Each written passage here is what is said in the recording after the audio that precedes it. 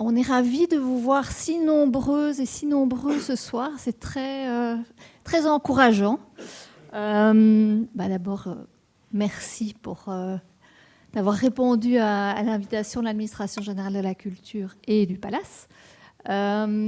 Comment est-ce qu'on en est arrivé là? C'est très simple. Je vous raconte un peu d'où vient cette idée biscornue d'essayer de mettre tout ça ensemble. Louis Elio me parle de souvenirs d'un ami, me dit tu devrais quand même voir ça parce que c'est quelque chose. Je vois et je me dis, mais donc on peut faire de l'IA générative à la Olivier Smolders.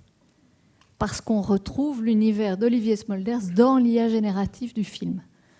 Je me dis ça c'est quand même incroyable.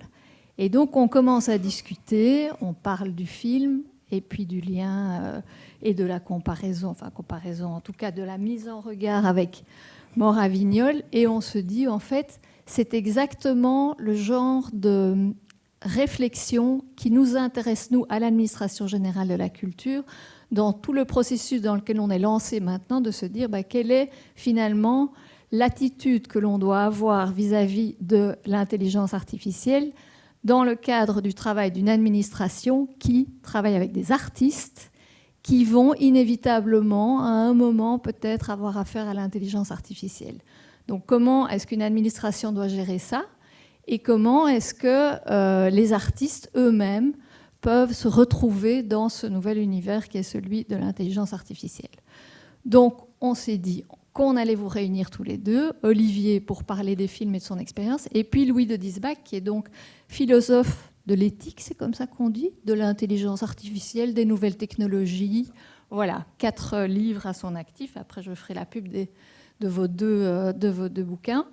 Pour essayer de mieux comprendre justement tout l'univers dans lequel on est ici, qui est l'univers d'un cinéaste qui décide un jour de passer à l'IA générative pour son prochain projet. Donc, avant de t'entendre, Olivier, sur la suite de l'introduction de tout à l'heure, peut-être une première réaction, Louis, par rapport à ces 2 films, quand tu les vois comme ça à la suite, qu'est-ce que ça t'inspire? Plein de choses. J'avais déjà eu l'occasion de les voir sur un petit écran chez moi. Ça rappelle quand même que l'IA va sûrement pas tuer le cinéma. C'était quand même vraiment mieux ici. Non, j'ai trouvé ça hyper intéressant. Alors moi, je ne suis pas forcément coutumier déjà à la base du travail d'Olivier, avant effectivement qu'on ait organisé ça. Donc je n'ai pas tout de suite vu, tiens, c'est du Olivier Smolders. Oui, moi, bien sûr, parce que j'ai vu les deux, donc c'était évident. Mais ce que j'ai trouvé extrêmement intéressant, c'est de voir à quel point, effectivement, la technique peut devenir un médium. Et moi, c'est ce que j'ai vraiment essayé d'explorer justement dans mon livre, où j'ai été interviewer des artistes, échanger avec eux en mode, très bien, pour vous, l'IA, qu'est-ce que c'est? Et ce qui est surtout, je trouve, très intéressant, c'est, je fais déjà un petit peu de teasing, c'est de lire le livre qu'Olivier a écrit sur le film. Et ça, je trouve que c'est très intéressant. Et justement, moi, ce que j'ai adoré, je spoil un peu le livre, mais achetez-le quand même, c'est, dans le livre, tu dis, c'est marrant parce que ce qu'on va retenir de ce film, c'est que finalement, c'est un film fait avec de l'IA, alors qu'en fait, c'est pas du tout le sujet du film. Et je pense qu'on est effectivement un peu dans cette phase où on parle d'IA parce qu'il y a beaucoup de questions dont il faut parler. Et après, et le reste. Et moi, ce que je trouve intéressant, c'est qu'on explore le reste. Et je trouve que ce moment-là, tous les trois, avec vous aussi ce soir, c'est qu'on explore le reste. Il y a l'IA, certes, et donc. Alors, Olivier, la suite de ton introduction sur le fait que tu es parti du livre ici pour faire un film, mais à part le fait que tu ne voulais pas démarrer comme d'habitude avec des images, qu'est-ce qui fait que tu as passé le pas de l'IA et peut-être de ce qui t'intéressait au début, et là aussi ça se retrouve dans le livre, qui est très drôle, je vous le conseille, c'est À mourir de rire, le livre d'Olivier Smolders, prenez-le. C'est ce côté, l'IA est plein d'erreurs. Et ça se voit dans les images aussi. Mais donc, il y avait cet intérêt pour une image qui est un peu à côté de la plaque. Alors, pour reprendre effectivement le fil de ce que j'ai commencé à raconter tout à l'heure, je me trouvais avec un texte et je n'avais pas encore d'idée de comment j'allais construire la bande-image. Et d'office, j'ai écarté l'idée de faire des reconstitutions de l'histoire de cet ami, de le faire interpréter ou de rencontrer des personnes qu'il avait connues et de les interviewer, etc. J'avais envie de faire un film dans lequel la bande d'images nous amènerait ailleurs, parallèlement aux récits, aux souvenirs qui sont authentiques, mais en même temps qui nous amènerait plus dans l'imaginaire.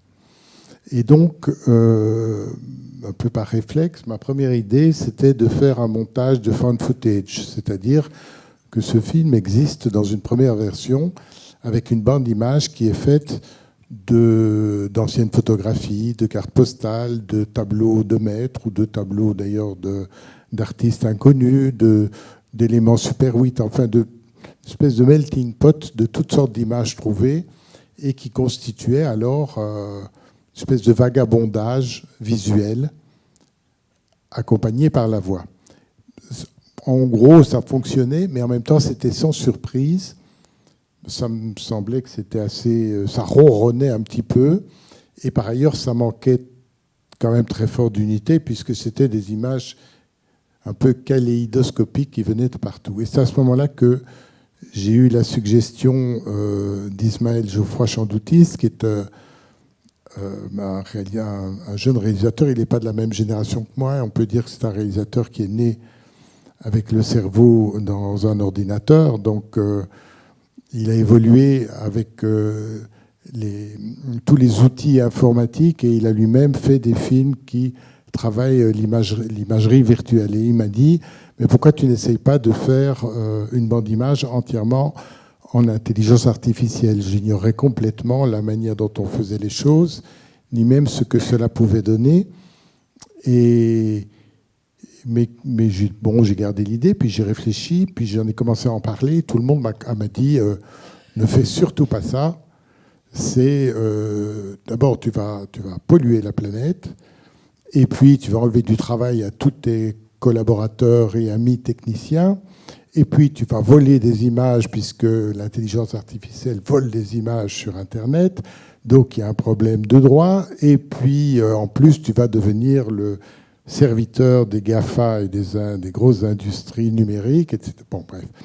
Alors autant dans ma vie de citoyen, de père de famille, d'époux, de professeur, je suis sage, autant dans le domaine de la création, quand je sens une résistance, je me dis c'est là qu'il faut y aller, puisqu'on me dit qu'il ne faut surtout pas faire ça, il faut absolument essayer de faire ça, puisque c'est un territoire où on peut se permettre les impertinences. Et donc, j'ai été voir de plus près et Ismaël, cet ami, m'a mis dans les mains, au fond, les outils, comment essayer d'entrer dans la génération d'images. Et j'ai trouvé autant d'horreurs que de merveilles, autant de choses qui me plaisaient parce qu'elles m'étonnaient, elles me surprenaient, elles n'étaient pas nécessairement conformes à ce que je demandais, mais elles amenaient un matériau qui pour moi était très singulier et en même temps que je choisissais parce qu'il était en écho avec des choses que j'avais déjà faites d'une autre façon dans d'autres films. Et en même temps, l'ordinateur vomit littéralement un flot d'images à une vitesse étonnante, avec une facilité étonnante, d'images qui sont extrêmement conventionnelles, pour ne pas dire kitsch, pour ne pas dire avec un lycée qui relève soit du monde publicitaire, soit de la fantaisie, enfin, on a un peu toujours l'impression de se trouver au rayon déco d'un magasin d'IKEA quand on commence à gérer des images avec ces logiciels. Mais puis, petit à petit, en faisant des choix, en modifiant progressivement les premiers résultats que j'avais, et puis en décidant de construire le film à partir d'un certain nombre de séquences très différentes, visuellement parlant, je me suis trouvé devant un laboratoire dont je ne maîtrisais absolument pas tous les paramètres, dans lequel j'étais un néophyte qui touche à tous les boutons pour voir ce qui se passe. Mais finalement, ici et là, j'ai trouvé mon bonheur. Et donc, j'ai fabriqué le film avec ce ici et là que la machine a généré dans ce contexte. Mais Louis, par rapport à ça, qu'est-ce que ça dit alors de la place du créateur, du cinéaste, de l'artiste? Parce que finalement, les images, elles sont là, mais c'est quand même lui qui les choisit, c'est lui qui compose, qui assemble. Donc, c'est marrant, c'est exactement la première question que j'avais envie moi de poser à Olivier, c'est quel est le ratio image, le nombre d'images générées versus le nombre d'images utilisées? Est-ce qu'on est sur du 1%, 0,5%, 0,3%, 5%, ce qui me semblerait énorme? C'est quoi un petit peu effectivement ce ratio? Puisque, enfin, je reviendrai dessus après. Mais... La première, enfin personnellement, ma limite était le moment où arrivait mon ennui et ma fatigue à me trouver devant un ordinateur. Parce que ce n'est pas a priori mon métier. Et donc, on génère des images.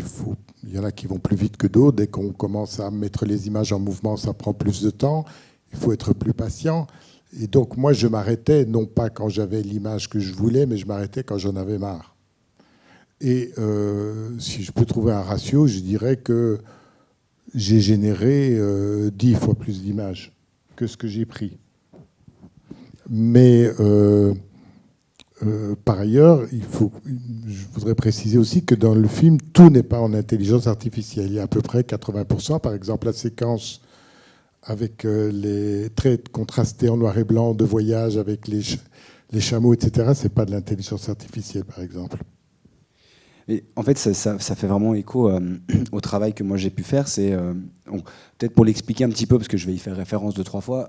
Moi, la question de base qui m'a animé, c'était de me dire, mais tiens, pourquoi est-ce que ça fait 10 ans qu'on explique que l'IA va remplacer les médecins et les avocats et tout le monde s'en fout, mais dès qu'on dit que ça va remplacer les artistes, ça a l'air d'effrayer tout le monde. Et ça, c'est ma question de départ. Et je me suis dit, tiens, j'ai envie d'explorer ça, et je me suis très vite confronté à un obstacle majeur, c'est que je ne suis pas du tout un artiste, j'ai aucune fibre artistique, et vraiment, moi, la création, c'est pas du tout quelque chose qui me parle. Mais le sujet m'intéressait.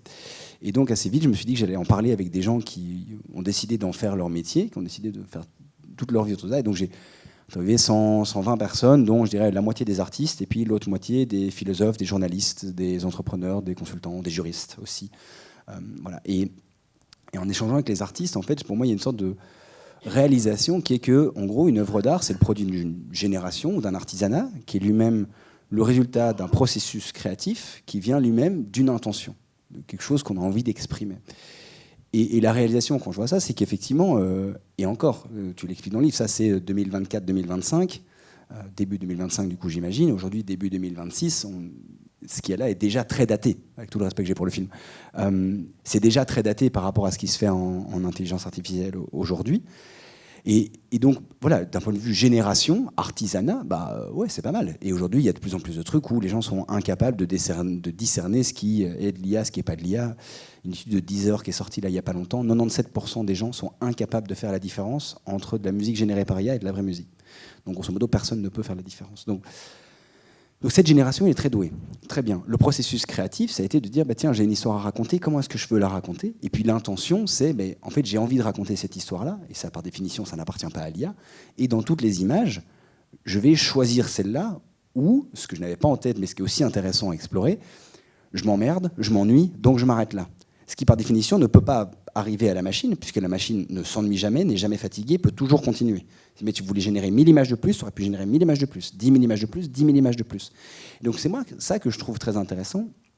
Et puis la dernière chose qui fait une œuvre d'art, en tout cas selon moi, et j'ai eu l'occasion d'en parler avec plusieurs artistes, c'est la rencontre à un moment. Moi, j'ai des artistes avec qui j'ai échangé qui me disaient « Mon œuvre est terminée par le premier regard qui se pose dessus ». Alors je ne sais pas si c'est ta perspective aussi ou pas, mais je trouve ça aussi très intéressant, c'est qu'à un moment où tu crées quelque chose, ça ne t'appartient plus, ça appartient aux personnes qui vont le regarder et qui vont se dire oh, « ça m'a touché, ça m'a pas touché, telle partie m'a plu, telle partie m'a moins plu, etc. » Et c'est tout ça en fait qui fait qu'on peut dire « c'est de l'art ».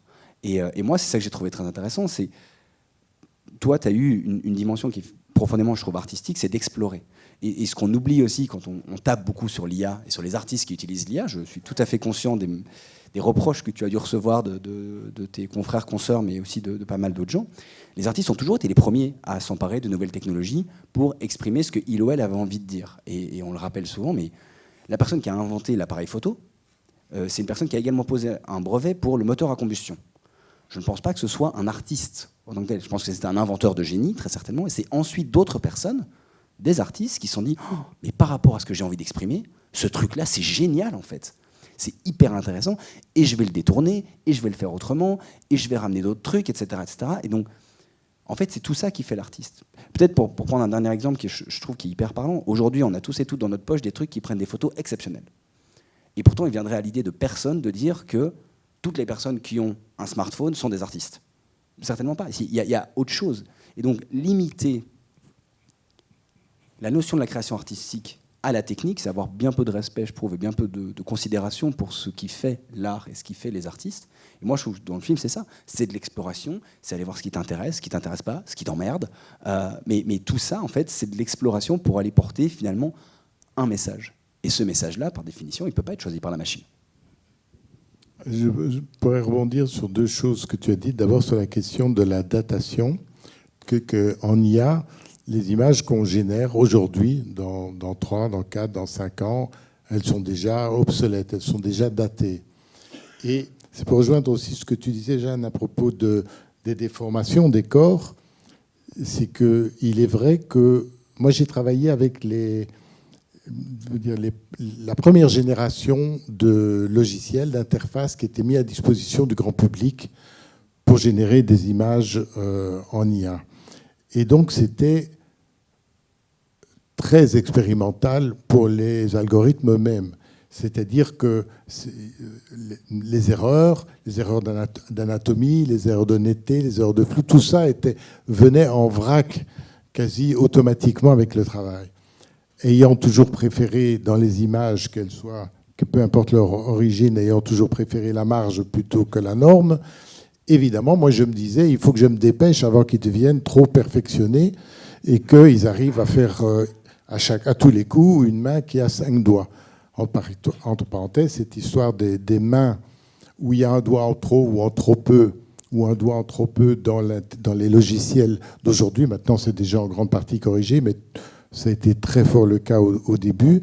C'est curieux parce que ça fait écho à des documents que j'ai lus sur les artistes peintres qui faisaient les portraits des gens au XVIIIe siècle et qui faisaient payer plus cher le client en fonction du nombre de mains qui devaient figurer sur le tableau. La main étant paraît-il, une des choses les plus difficiles à reproduire exactement d'un point de vue réaliste dans un portrait. Donc c'est amusant qu'une technologie à la pointe d'aujourd'hui retrouve une difficulté du même ordre. En réalité, la difficulté est très différente pour l'IA. C'est que l'IA, elle s'inspire de millions d'images de mains.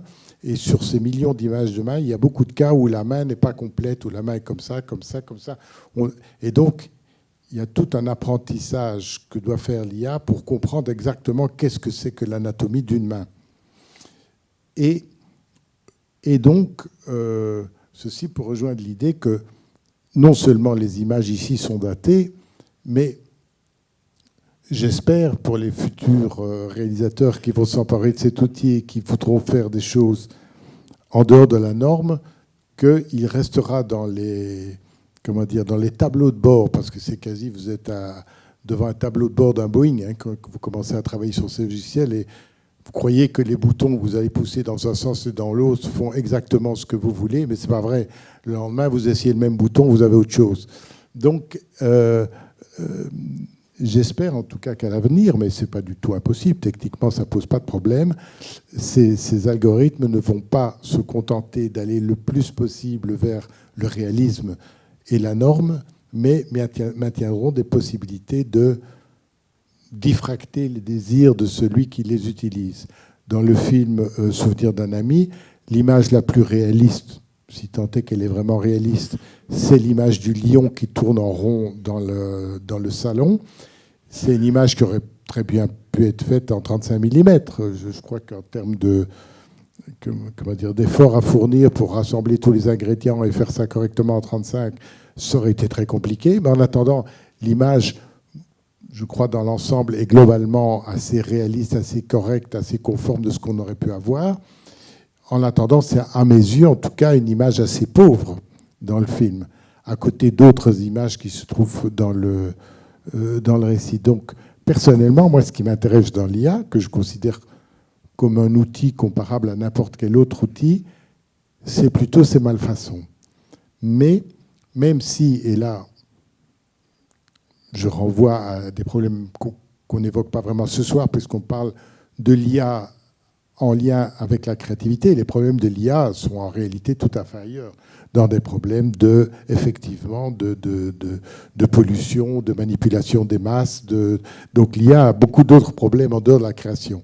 Mais dans le domaine de la création, je pense qu'il y a tout à fait moyen, et c'est plutôt stimulant, de travailler avec l'IA en poussant les algorithmes jusque dans leur dernier retranchement.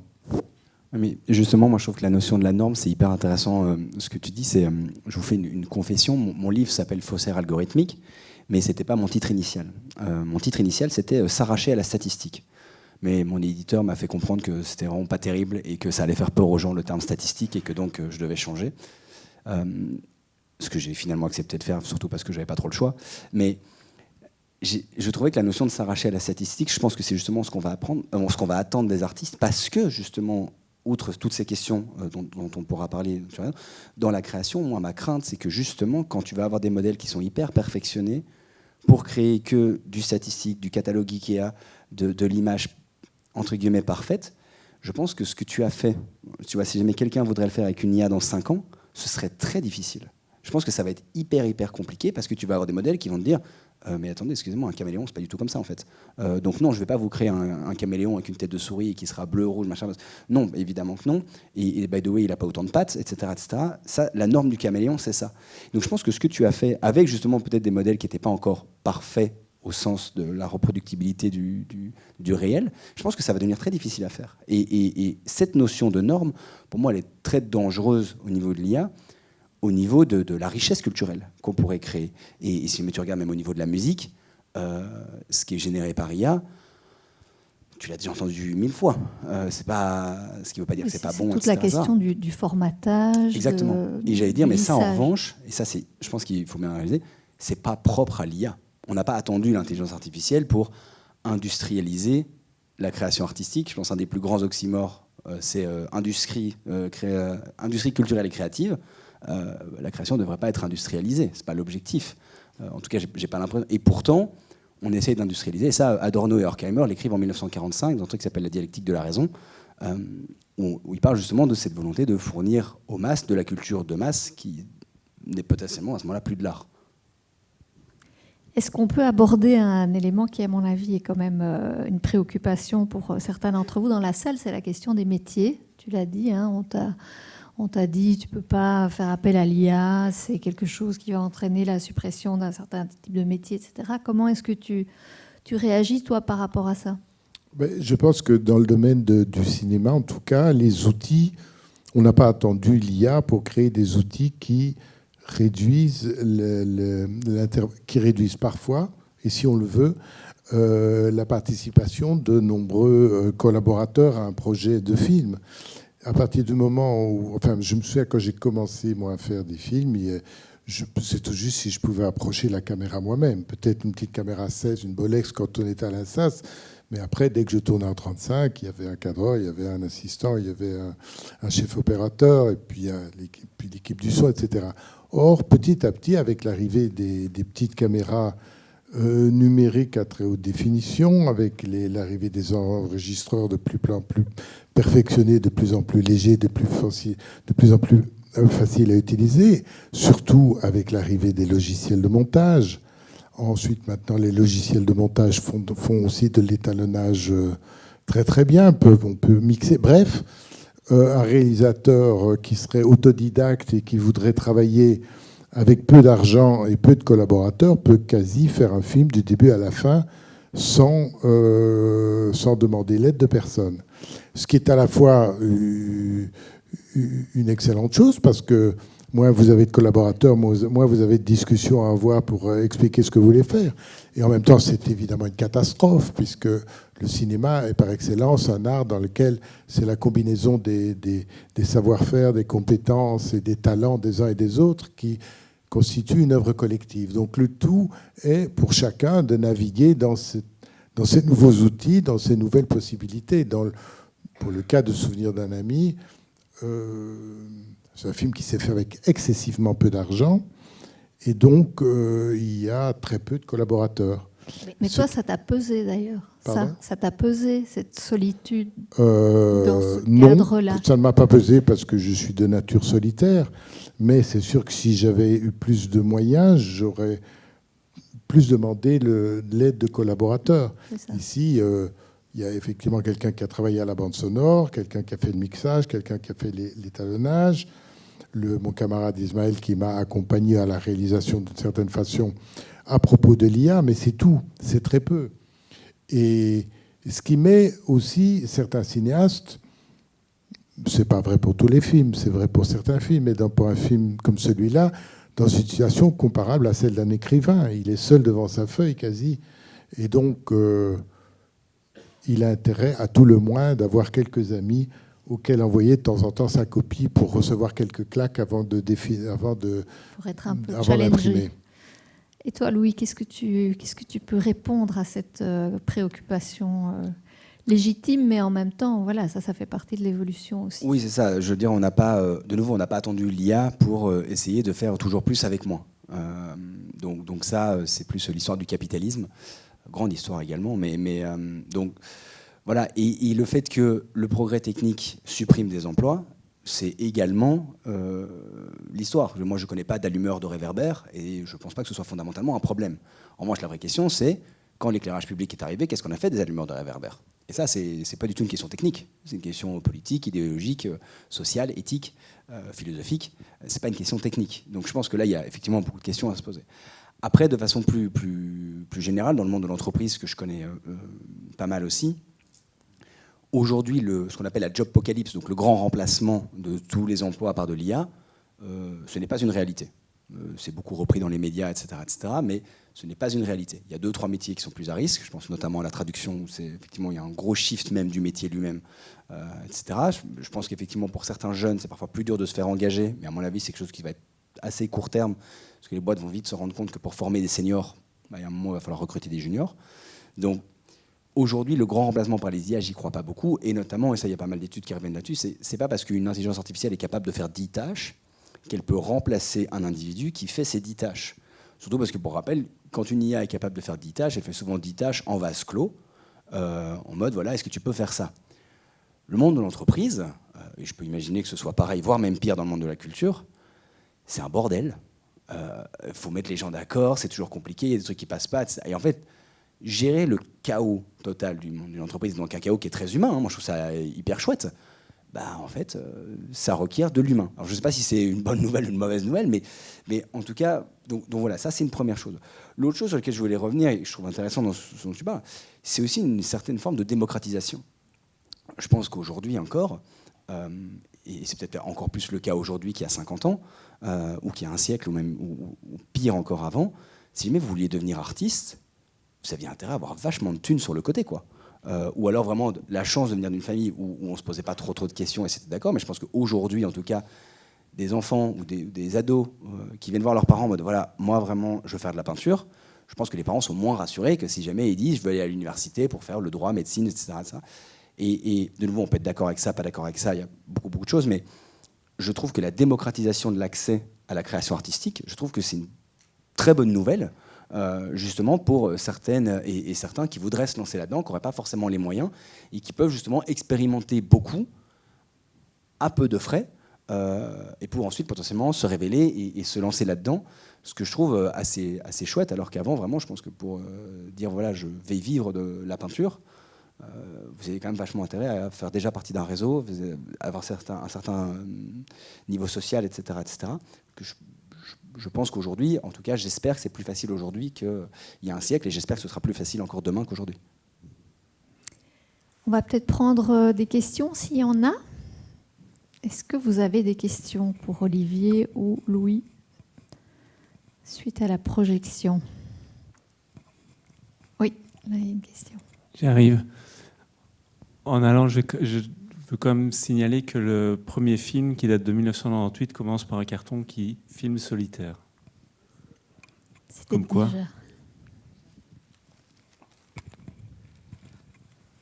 Bonjour. De ce que j'ai vu, il y a un mot qui transparaît, qu'on n'a pas cité, c'est le mot hasard, aléatoire.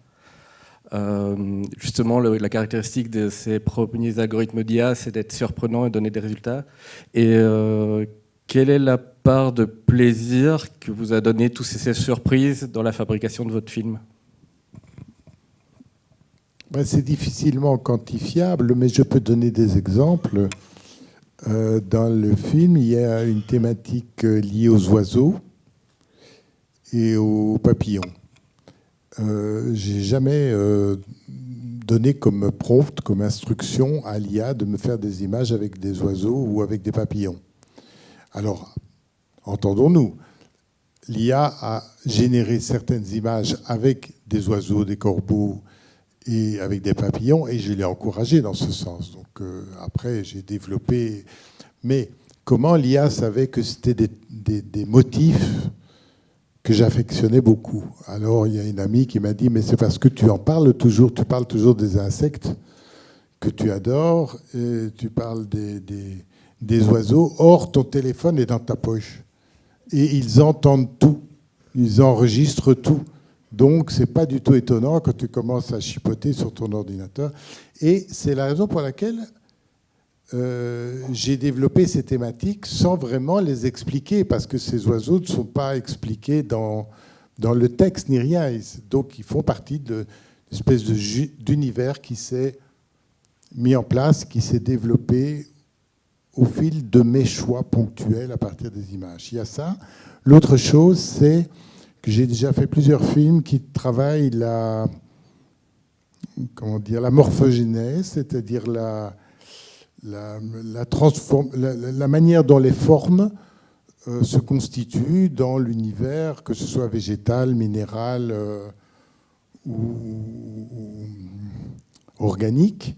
Et donc, des corps, notamment, j'ai fait un film dans lequel il y a des cires anatomiques qui se trouvent dans un musée à Florence, qui sont des œuvres d'art magnifiques du XVIIIe siècle, qui sont donc des corps en cire très réalistes, dont on ouvre différentes parties pour voir tous les organes à l'intérieur. Ça servait à l'époque où on pouvait plus difficilement faire des autopsies sur des corps réels. C'est pour montrer aux étudiants en médecine de quoi les corps sont faits. Ce sont des objets d'une beauté étonnante, en même temps un peu effrayant. Et c'est un territoire, moi, qui m'intéresse. Donc, du coup, effectivement, lorsque l'intelligence artificielle, elle, sans état d'âme, puisque l'intelligence artificielle, malgré son nom, ne pense à rien. Elle se contente de brasser des données et puis d'en recracher en essayant de respecter, grosso modo, les indications que vous lui donnez. Mais donc, sans état d'âme, sans idées reçues, sans humour, même pas humour noir, l'intelligence artificielle produisait, par exemple, les animaux composites, les chimères, et les corps bicéphales ou avec un bras en trop. Bon, il se fait que ça correspondait aussi à mon tempérament, à ma curiosité. Et comme j'ai mon téléphone toujours dans ma poche, voilà. Est-ce qu'il y a une autre question? Oui, là, il y a une question.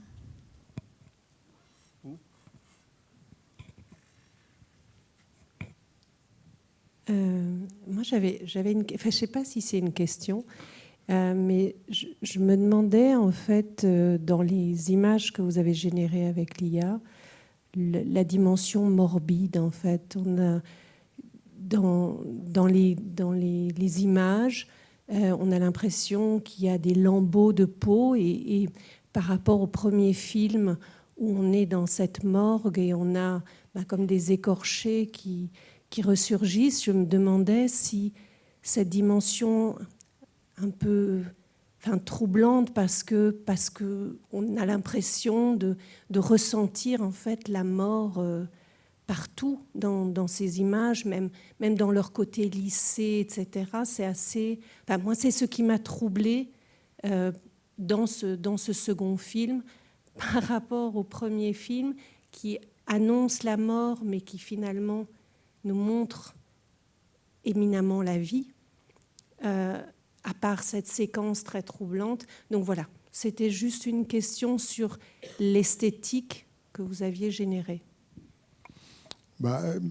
Évidemment, on peut difficilement cacher que j'ai un imaginaire parfois un peu morbide, mais j'ai jamais fait vraiment d'analyse, donc je ne sais pas d'où ça vient. Mais c'est sûr que j'ai fait peu de films, je fais des films courts. Et donc, quand je vais au charbon, c'est vrai que j'ai tendance à aller là où ça fait parfois un peu mal. Et puis bon, la naissance et la mort, les deux moments importants de la vie. Je ne vais pas dire comme, je crois que c'est Skutner qui dit, les deux grands moments importants de la vie, c'est la naissance et la mort, tout le reste c'est du remplissage. Peut-être pour rebondir là-dessus, il y a un concept qui est assez intéressant qui s'appelle le concept de la vallée de l'étrange avec la technologie, qui fait qu'en fait, plus on se rapproche de la perfection, plus en fait les défauts rendent cette non-perfection encore plus visible. Et c'est très dérangeant. Si jamais vous aviez dès le début quelque chose qui n'avait absolument aucun sens, en fait on s'attend, voilà, on sait que c'est du difforme, on sait que c'est du monstrueux, c'est très bien. En revanche, ce qui dérange beaucoup, c'est quelque chose qui a l'air d'être parfait, mais en fait qui l'est pas du tout. Et d'ailleurs, si jamais vous voyez dans la vie quotidienne, si jamais vous parlez de quelqu'un où vous dites ah non mais lui c'est comme un robot, c'est rarement un compliment. Ça veut dire que c'est quelqu'un qui est humain, mais il y a quand même un truc un peu bizarre.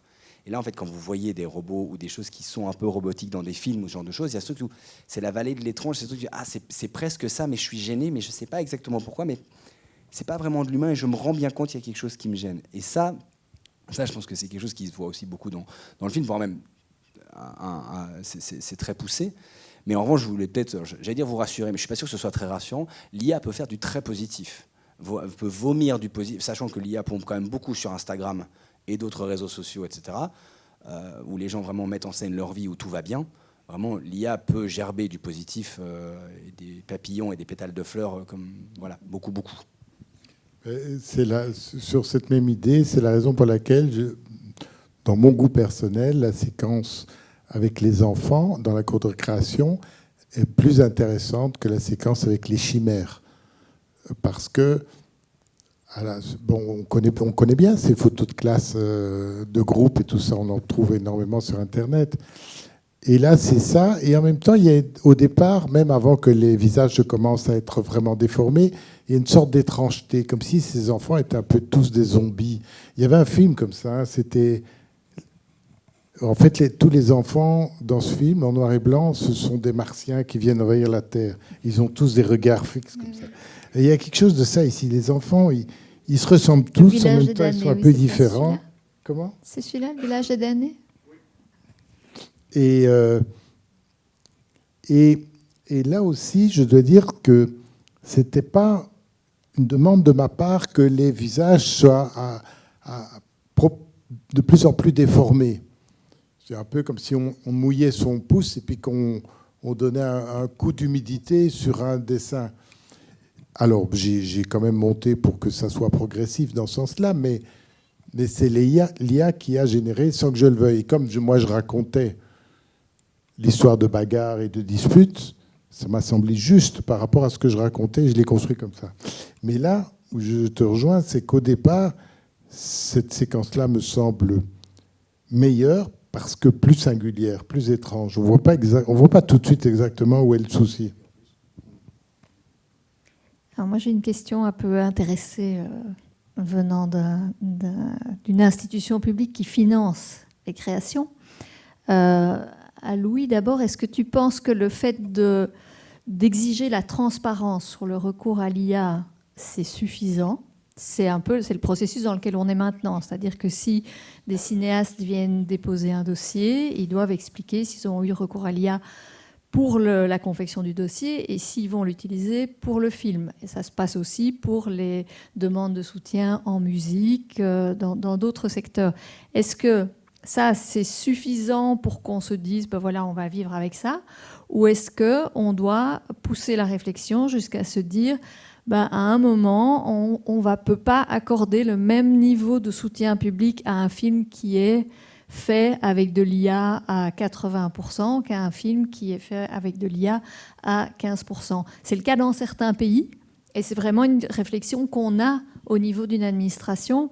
Je ne sais pas si on n'aura jamais la réponse, mais en tout cas, on doit se la poser, même si c'est très difficile à quantifier, évidemment.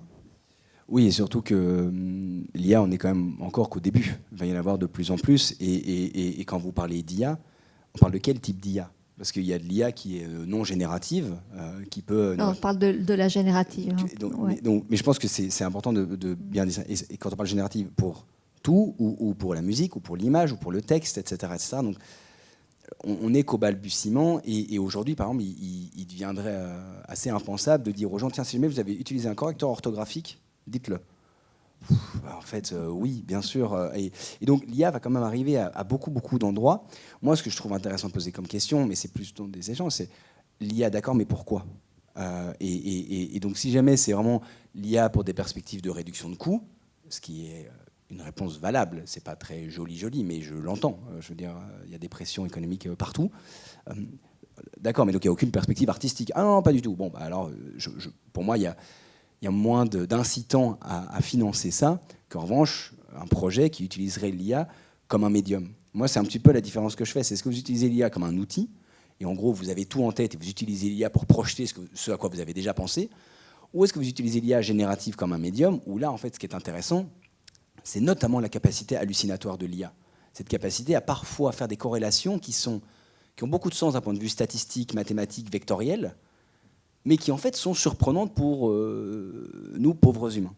Et là, en fait, c'est d'utiliser l'IA donc comme un médium pour vraiment venir raconter autre chose. Et ça, je trouve ça très intéressant. Je pense d'ailleurs qu'il y a des artistes, j'ai rencontré moi des artistes qui m'ont dit, ça faisait longtemps que je me cherchais un petit peu avec différents médiums, avec l'IA, j'ai trouvé le médium pour exprimer ce que j'avais envie de raconter. Des artistes qui ont fait de la sculpture, qui ont fait un peu de peinture, qui ont fait pas mal de photos. Voilà, avec l'IA, j'ai trouvé le truc. Et souvent, d'ailleurs, ce sont des artistes qui développent leurs propres modèles, les nourrissent avec leurs propres images, ils codent eux-mêmes, ils sont capables vraiment de mettre les mains dans la machine, une perspective très, très simondonienne, ils ont une vraie culture technique et d'être capables de comprendre ce que la machine est capable de faire. Ça, je trouve que c'est hyper intéressant. Artistiquement, je me dis, là, en fait, l'IA, elle ouvre des portes aussi au niveau de la culture. Elle va permettre d'exprimer des messages qui n'auraient pas pu être exprimés, en tout cas, ou certainement pas dans leur potentiel tel que l'artiste voulait le faire, sans l'IA. Et donc ça, je trouve ça très intéressant. Et donc pour une administration, pour revenir, je n'élude pas la question, je pense que la transparence, c'est intéressant, mais en sachant qu'il y a quand même toujours des limites, surtout avec l'arrivée de l'IA qui va être quand même de plus en plus présente. Et donc, est-ce que par exemple, on va devoir être obligé de dire on a utilisé l'IA générative pour traduire certains passages? Donc voilà, il y a un peu une question là-dessus. Et après, de dire vraiment l'IA, pourquoi? Est-ce que c'est juste une perspective économique? Et dans ce cas-là, moi, je pense que il faut pas financer autant qu'un projet qui va utiliser l'IA dans une vraie dimension artistique et d'ouvrir et d'explorer de nouvelles voies. Je suis obligé de dire que j'ai été recalé 2 fois. J'allais le dire. à ma demande de subside à la Fédération Wallonie-Bruxelles. Et bon, on sait bien comment fonctionnent les commissions. Il y a aussi un certain nombre de décisions qui sont faites en fonction de qui est là ce jour-là, qui est là, qui n'est pas là, qui parle le premier, qui parle le deuxième. C'est la règle du jeu. Cela dit, c'est vrai que je pense qu'il y a très peu de films qui arrivent avec des propositions de bandes d'images en intelligence artificielle et que ça fait peur. Et que, effectivement, je me souviens qu'en passage, puisqu'on va présenter notre projet, lorsqu'on demande des sous, et lors de ce passage, plusieurs interlocuteurs m'ont demandé mais pourquoi l'IA et quel est le sens vraiment entre l'utilisation de l'IA et le sujet que vous voulez faire. Bon, il faut croire que je n'ai pas été très convaincant puisque ça n'a pas marché, mais d'une façon générale, je pense vraiment qu'il faut fonctionner au cas par cas. Et je pense qu'il est ça doit être assez simple au niveau de dossier. J'en parle avec ma petite expérience de lecteur de dossier au sein de Wallonie Images Production, de percevoir si c'est un projet dans lequel l'IA est fait, comme tu le disais, une espèce de tentative pour, d'une part, dépenser moins d'argent et d'autre part, peut-être enlever du travail à des techniciens qui feraient ça très bien, oui. Ou pas. Mais en tout cas, ce qui me paraîtrait catastrophique, c'est de faire une commission IA. J'imagine que ce n'est pas vraiment envisagé, mais bon, comme on a une commission comment est-ce qu'elle s'appelle, Labo, qui est une manière quand même de séparer, sinon le bon grain de l'ivraie, du moins l'ivraie du bon grain, et qui est moins bien dotée que les autres commissions. Donc, méfions-nous, ne compartimentons pas les choses et prenons l'IA comme un outil parmi les autres qui demande une attention particulière parce qu'il est nouveau, qu'on ne le connaît pas bien.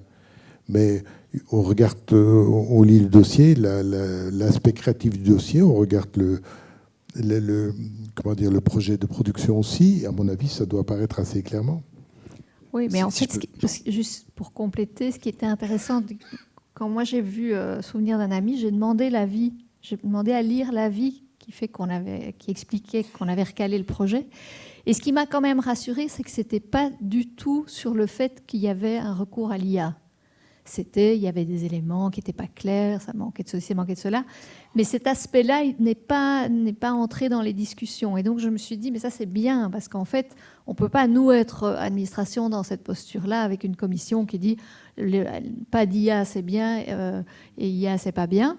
Après, on a l'avantage en cinéma, et je le dis ici parce que c'est dans les plans pour les autres secteurs, d'avoir ce système d'audition qui permet de voir si IA ou pas IA, il y a quand même un cinéaste derrière. Parce que c'est quand même ça l'idée, c'est de voir s'il y a une vision de cinéaste, s'il y a une vision créative derrière.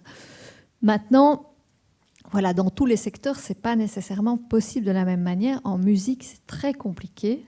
Donc voilà, on va être confronté à ce genre de choses, mais voilà, ça fait partie des challenges. Je pense aussi une des choses qui est essentielle là-dessus, et là vraiment, j'invente pas la roue, c'est notamment de former et d'éduquer les personnes à en fait l'IA, qu'est-ce que c'est. Et aujourd'hui, et je pense que le secteur médiatique a une grosse part de responsabilité là-dedans, et puis les GAFA dont tu as parlé aussi, on polarise énormément. L'IA aujourd'hui, vous devez être pour ou vous devez être contre, comme beaucoup de sujets. Il n'y a pas que l'IA, mais c'est très compliqué en fait. Évidemment, ça mérite, et l'art d'ailleurs mérite qu'on traite ça avec nuance. Et typiquement, l'IA, vous êtes pour ou vous êtes contre, est une question qui n'a aucun sens. Et vraiment, moi, mon livre est sous-titré l'intelligence artificielle va-t-elle remplacer les artistes? J'ai vraiment fait parce que je sais que ça faisait plaisir aux commerciaux, mais vraiment, je pense que c'est une question débile. Le livre est quand même bien, mais cette question-là, elle est débile. Il y a une question encore. 2. Alors, vous avez déjà en partie répondu. Je voudrais revenir sur l'impact de l'IA en tant que médium créatif. Donc, vous, Olivier Smolder, vous êtes un artiste, un cinéaste confirmé. Je me demandais si vous voyez une différence, vous qui avez mené des entretiens. Est-ce que vous avez mené des entretiens avec des étudiants, par exemple, en cinéma? Et si vous avez ressenti une approche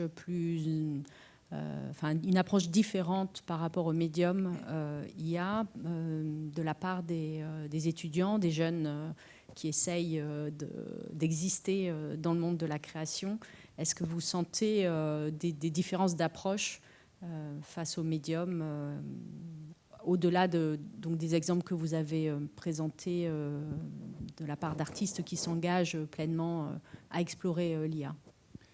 Alors peut-être aussi juste pour rappeler, dans les artistes que j'ai rencontrés, j'ai eu de tout. J'ai eu des pros, j'ai eu des anti, et j'ai surtout eu beaucoup de gens qui ne savaient pas du tout où est-ce qu'ils en étaient et ce qui allait se passer. Par rapport aux étudiants, je n'ai pas interviewé directement des étudiants, j'ai échangé avec des profs, en revanche, qui font déjà, comme partout, il y a des profs géniaux et des profs moins géniaux. Mais j'ai été, il y a quelques mois, j'ai été donné cours sur une introduction à l'éthique de l'intelligence artificielle dans une école de jeux vidéo, l'ISAR à Paris. Et donc une dimension créative aussi assez importante. Et le prof m'avait prévenu, en m'invitant, il m'avait dit « tu verras, ce sera très hostile ».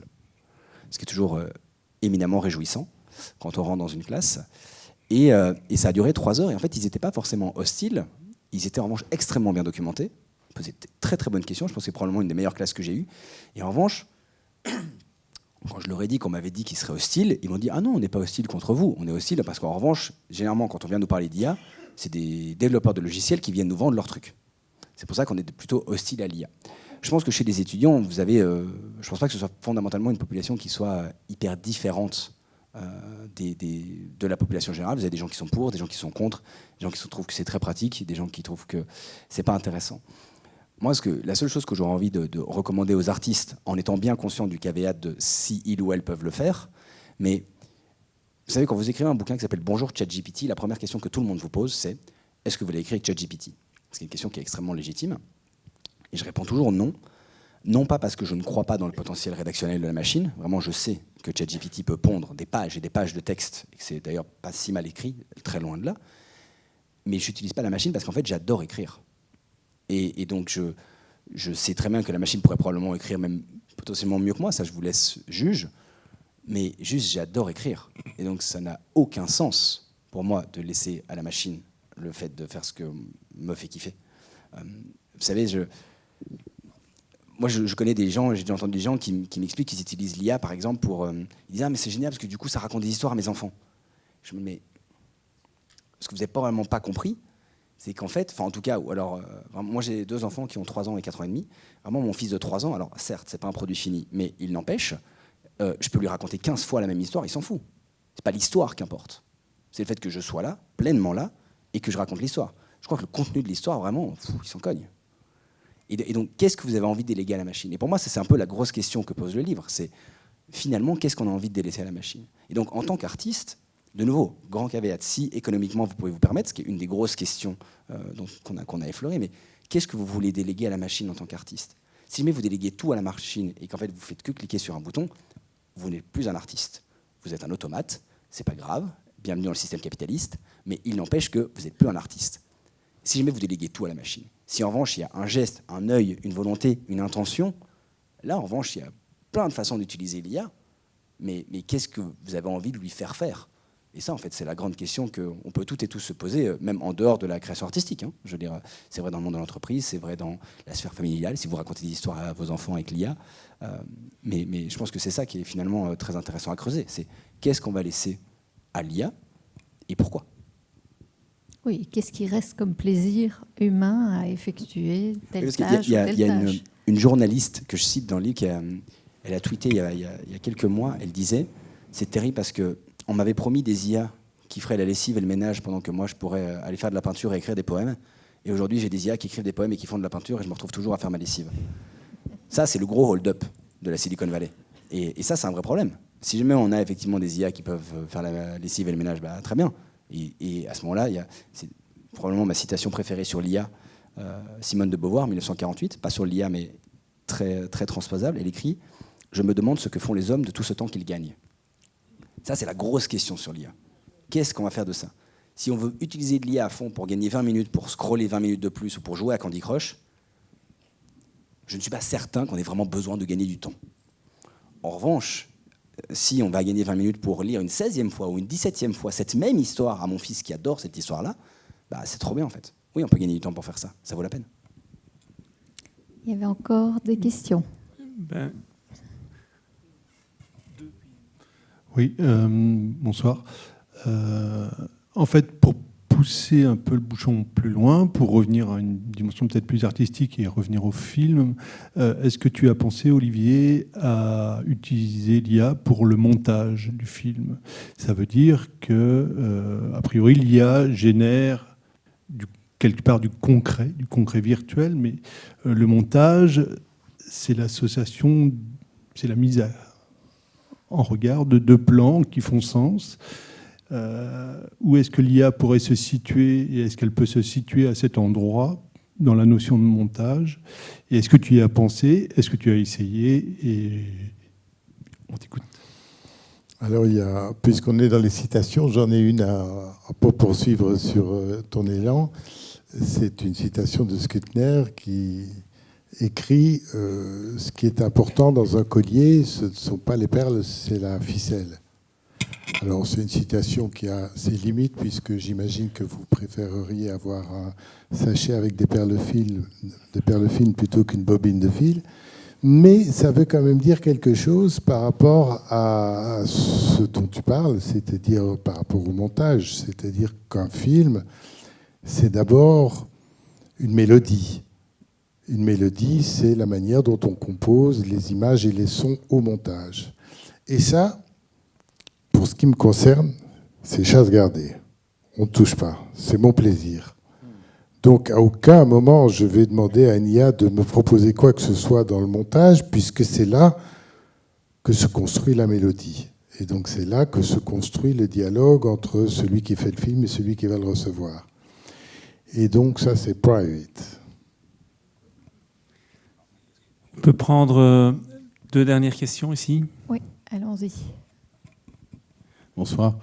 Je voulais juste revenir sur le premier film et en faire un parallèle avec le second, sur la matérialité de l'image, sur le fait que le premier film est travaillé par ce grain, que c'est une image qui est vivante, d'une certaine manière, et que dans le second, l'image synthétique, qui naît de la synthèse de d'une multitude d'images. D'abord, c'est de se poser la question, est-ce que c'est pas la synthèse du pire, des fois, bon. Et donc j'ai 2 questions. J'ai une question pour Olivier. Est-ce que puisqu'on nourrit les IA avec... Est-ce que vous pouvez lever la main? En fait, je ne vois pas qui parle. Pardon, voilà, ok. C'est Laurent. Ouais, pas de problème. 2 questions. Donc on nourrit les IA. Est-ce que tu as pensé à nourrir la machine avec tous tes films avant de commencer à l'interroger? Ça, c'est une question pour toi. Et une question pour Jeanne, puisque tu as évoqué le fait que le financement puisse dépendre de l'utilisation de l'IA, ou en tout cas, c'était une question... C'est dans les questionnements. Voilà. C'était une question qui se posait. Je me suis demandé, est-ce qu'il y a 15 ans, vous vous êtes posé à la commission du film la question de modifier le financement d'un film en fonction de s'il était fait en vidéo ou en pellicule? Absolument pas. Pas que je sache, en tout cas. Et du coup, je me dis, si on prend l'IA comme un outil génératif, comme un autre, et une technique, peut-être que cette question n'a pas lieu. C'est vrai.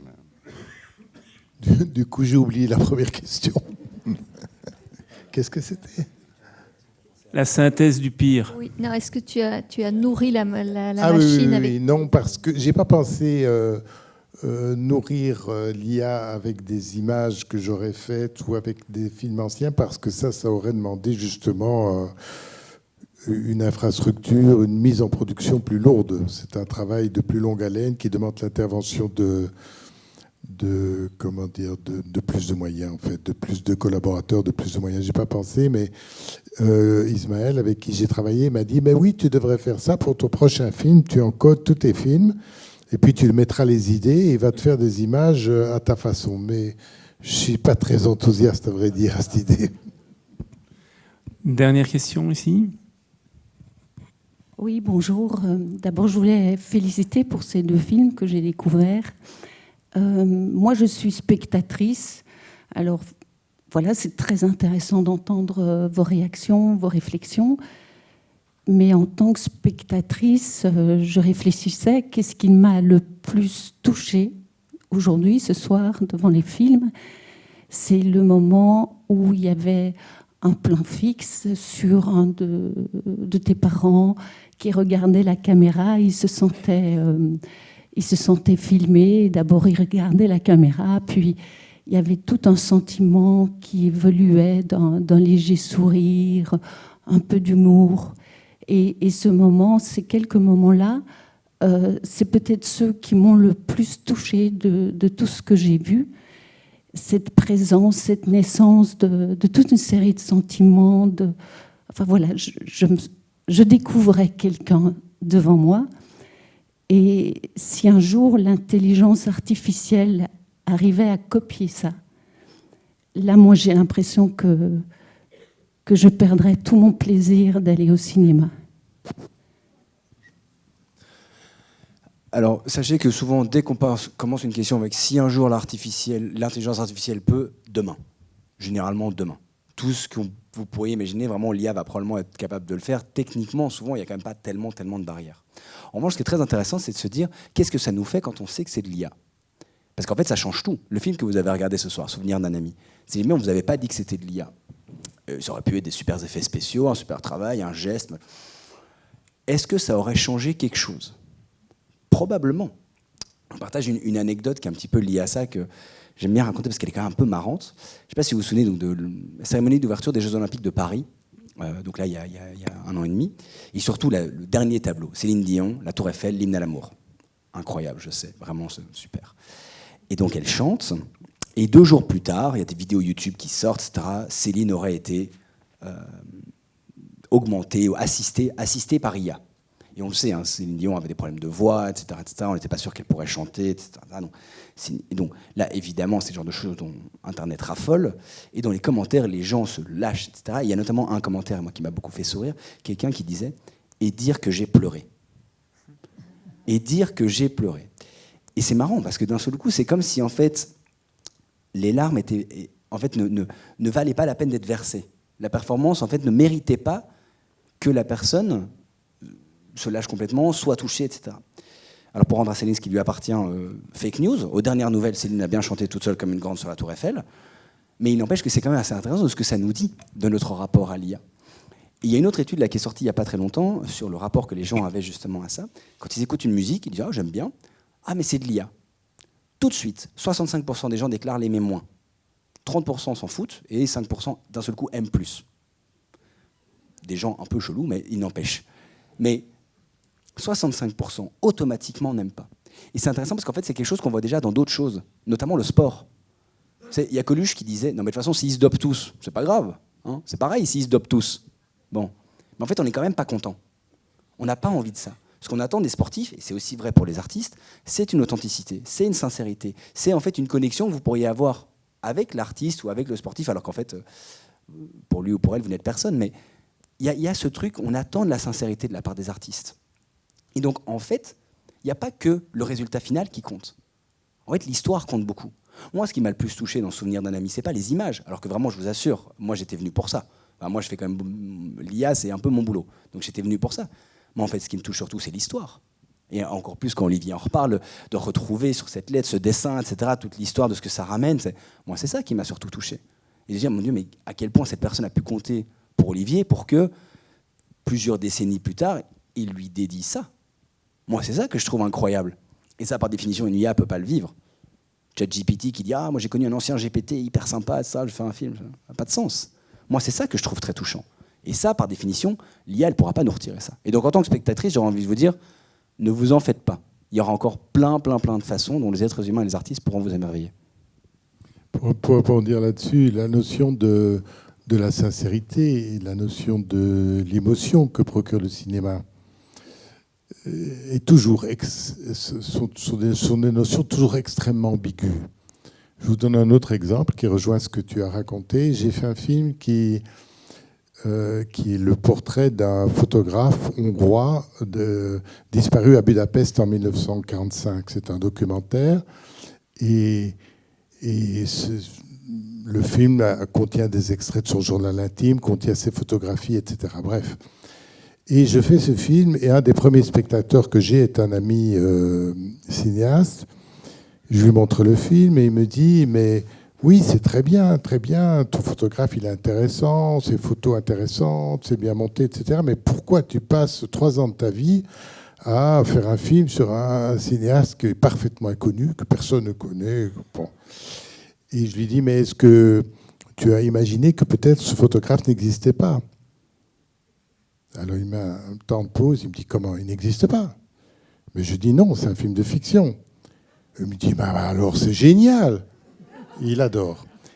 Un mois après, je suis au festival à Clermont-Ferrand. Je me présente le même film. À la sortie, un monsieur m'aborde, un spectateur, et me dit votre film, ce photographe, mais incroyable. Moi, je connais bien l'histoire de la photographie. Celui-là, il a tout inventé avant les autres. Et les épisodes de sa vie, enfin... Bon. Et alors, je lui dis la même question, mais est-ce que vous avez imaginé que peut-être ce photographe n'existait pas ? Il met un temps d'arrêt comme ça, il me regarde. Il n'existe pas ? Je dis non, c'est un film de fiction. Il me dit, mais alors c'est nul. Donc, c'est qu'effectivement, la disposition d'esprit dans laquelle on est quand on regarde un film détermine en grande partie, pas la qualité, la texture de l'émotion qu'on génère. On va s'arrêter là. Alors, avant de vous laisser partir, je vous montre les 2 livres qui sont en vente en bas. Le livre d'Olivier Smolders, La mélancolie de la crevette, qu'on vous recommande, et le livre de Louis de Diesbach, Faussaire algorithmique, qu'on vous recommande également. Les 2 sont en vente en bas. Si vous voulez poursuivre la réflexion et vous nourrir, voilà, de bonnes lectures saines, qui vous empêcheront de scroller sur votre téléphone. Je vous souhaite une bonne soirée. Je vous remercie d'avoir été là avec nous ce soir. Merci. Merci.